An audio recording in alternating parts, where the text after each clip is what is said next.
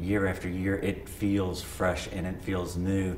And I get into August and have enjoyed the quiet of the summer, and then feel that sense that it's time to crank it up again, and walk into class in late August and look at a sea of strangers and think, I've got to turn you into a class, and I've got to in some way turn you into my friends. And that is a real renewal, and it never changes. If anything, I think that the sense of need to do that and to be a good teacher just grows with each year of having done it.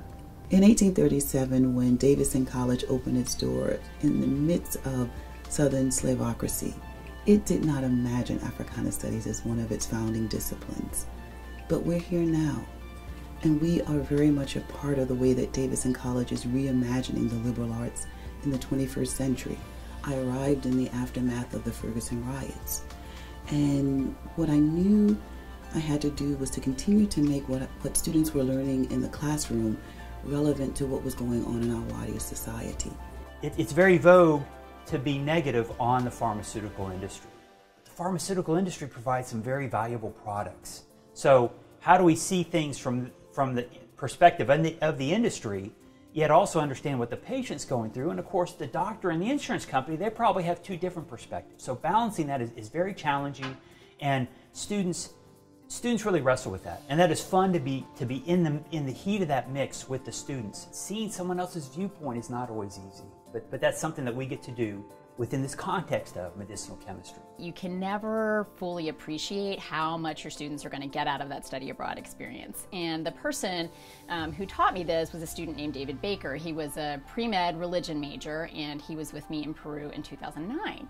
And during that time, he volunteered at a clinic. Many of our students do volunteer work while they're down in Peru, and since he knew he wanted to be a doctor, this was the perfect opportunity. So we came back to Davidson. He finished his college career. He ended up going to med school.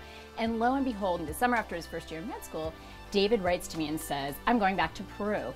And he went and worked at the same clinic where he'd volunteered in our program in 2009. And for me, that kind of loop, being able to learn something on our Davidson program, apply his passions and his interests back in the U.S. to study, to further himself, and then go back down, that's exactly what I want students to be able to get out of these experiences.